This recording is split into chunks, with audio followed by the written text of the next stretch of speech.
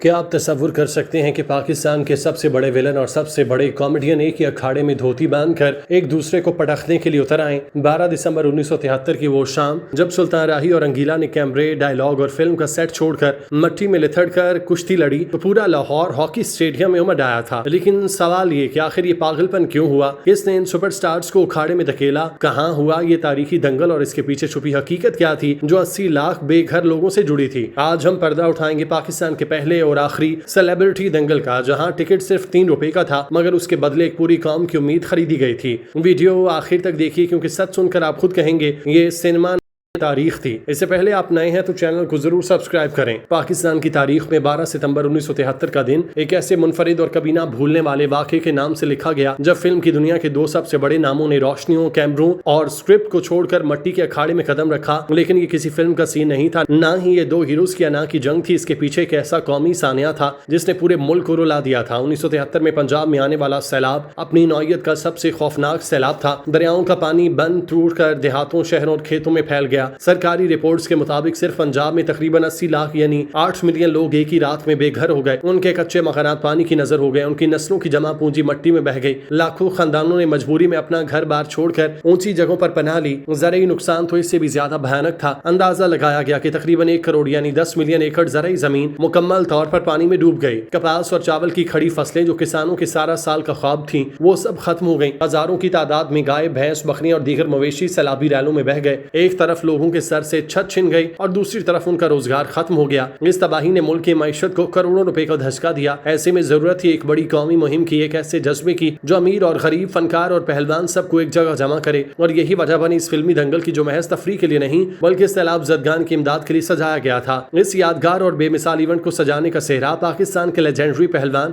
رستم زمان بھولو پہلوان کے سر جاتا ہے۔ بھولو پہلوان اس وقت صرف ایک کھلاڑی نہیں بلکہ قومی ہیرو کا درجہ رکھتے تھے۔ ان کا نام سنتے ہی لوگوں کے ذہن میں طاقت، غیرت اور بڑے دل کا تصور آتا۔ جب انہوں نے دیکھا کہ ملک سیلاب کی وجہ سے ٹوٹ رہا ہے تو انہوں نے فیصلہ کیا اکھاڑے کو صرف مقابلے کے لیے نہیں بلکہ انسانیت کے لیے استعمال کیا جائے۔ انہوں نے خود اس پورے ایونٹ کی سرپرستی سنبھالی اور اسے سیلاب زدگان کی امداد کے لیے وقف کیا۔ مقام منتخب کیا گیا لاہور کا ہاکی اسٹیڈیم جو اس دور میں سب سے بڑے عوامی اجتماع کی جگہ ہوا کرتا تھا۔ ایونٹ کا پوسٹر آج بھی تاریخ کا حصہ ہے۔ اس پر واضح الفاظ میں لکھا تھا تامی دنگل بامقام ہاکی اسٹیڈیم 10 پیادہ بے زدگان کی امداد کے لیے۔ پاکستان میں پہلی بار ہندی ستاروں کے مقابلے، یادگار کشتی آج ہے شام زیر سرپرستی رستم زمان پہلوان بٹون۔ تاریخ تھی 12/9/73۔ بھولو پہلوان نے اپنے تعلقات، اپنی ساکھ استعمال کر کے فلم انڈسٹری، کھیلوں کی دنیا اور عام عوام کو ایک ہی چھت کے نیچے جمع کر دیا۔ آج ہم چیریٹی میچز، نمائشی فائٹس اور سیلیبریٹی گالا دیکھتے ہیں، لیکن 1973 میں یہ تصور بالکل نیا تھا۔ اس وقت یہ پہلی بار ہوا کہ سینما کے ستارے دھوتی باندھ کر رنگے بدن مٹی میں لتھڑ کر عوام کے سامنے آئے اور کہا کہ ہم آپ کے لیے لڑ رہے ہیں۔ اس پورے دنگل کی جان، اس کی سب سے بڑی کشش پاکستانی سینما کے 2 متضاد لیکن انتہائی مقبول ستارے تھے۔ ایک طرف تھے سلطان راہی جنہیں انجر پنجر کے نام سے پکارا جاتا۔ وہ اس وقت اپنے ویلن سے ہیرو بننے کے سفر پر تھے۔ ان کا جسم، تیز نظریں، دہشت زدہ کرنے والی آواز انہیں قدرتی پہلوان بناتی۔ لوگ انہیں اسکرین پر تھپڑ مارتے، گولی چلاتے دیکھنے کے عادی تھے۔ دوسری طرف تھے رنگیلا جو کامیڈی کے بےتاج بادشاہ تھے۔ ان کا چہرہ خود ایک لطیفہ تھا، وہ آنکھ مارتے تھے اور پورا ہال کہکوں سے گونج اٹھتا۔ پوسٹر پر ان دونوں کو روایتی پہلوانوں کی طرح پیش کیا گیا۔ سلطان راہی کو لالا سدھیر کا پٹھا اور رنگیلا کو الیاس کاشمیری کا پٹھا یعنی شاگرد لکھا گیا۔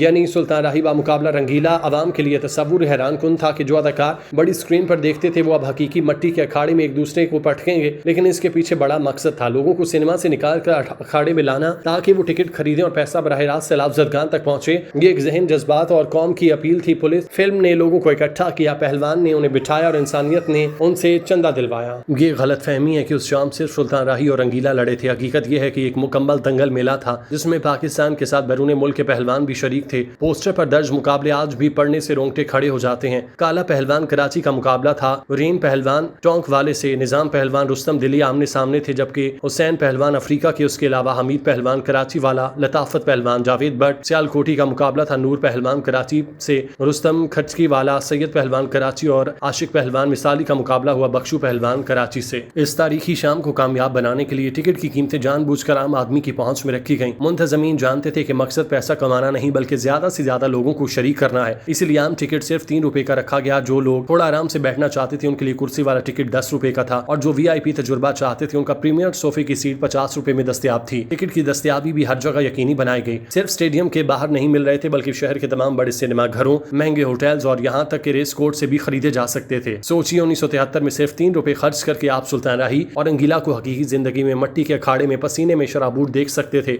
इसलिए कोई ताज्जुब नहीं कि हॉकी स्टेडियम उस शाम खचाखच भर गई। लोग सिर्फ मुकाबला देखने नहीं आए, वो अपने फेवरेट हीरो को करीब से देखने आए, वो सलाब जदगान के साथ खड़े होने के लिए आए, वो तारीख का हिस्सा बनने आए थे। तारीख की किताबों में कहीं भी नहीं लिखा कि उस दोस्ताना मुकाबले में सुल्तान राही जीते या रंगीला। इसकी एक बड़ी वजह है कि यह मुकाबला था ही जीत या हार के लिए नहीं। ये नुमाइशी, चैरिटी और तफरीह मुकाबला था जिसका मकसद नाजरीन को महसूस करना और उनकी जेबों को सलाब जदगान के लिए खुलवाना था। सुल्तान राही अपने पहलवानी कदकाठ और संजीदा अंदाज के साथ उखाड़े में उतरे होंगे और रंगीला अपनी चुस्ती, फुर्ती और कॉमेडी टाइमिंग के साथ अवाम ने दोनों को बराबर दाद दी होगी, दोनों के लिए तालियां बजाई होंगी। ये दंगल इसीलिए आज 50 साल बाद भी याद रखा जाता है क्योंकि ये पाकिस्तान में पहली बार हुआ कि फिल्म इंडस्ट्री ने अपनी मकबूलियत को एक कौमी बहरान के लिए इस्तेमाल किया। ये मिसाल थी कि जब कौम पर मुश्किल वक्त आता है तो फनकार सिर्फ स्टेज पर नहीं नाचती, वो अखाड़े में भी उतरते हैं। 12 सितंबर 1973 को वो शाम सिर्फ मट्टी और पसीने की नहीं, लाहौर के दिल की धड़कन थी। वो सैलाब ज़दा पंजाब की लौटने वाली एक इज्तिमाई दुआ थी और पाकिस्तानी सिनेमा की इंसानियत से मोहब्बत का सबसे बड़ा सबूत थी।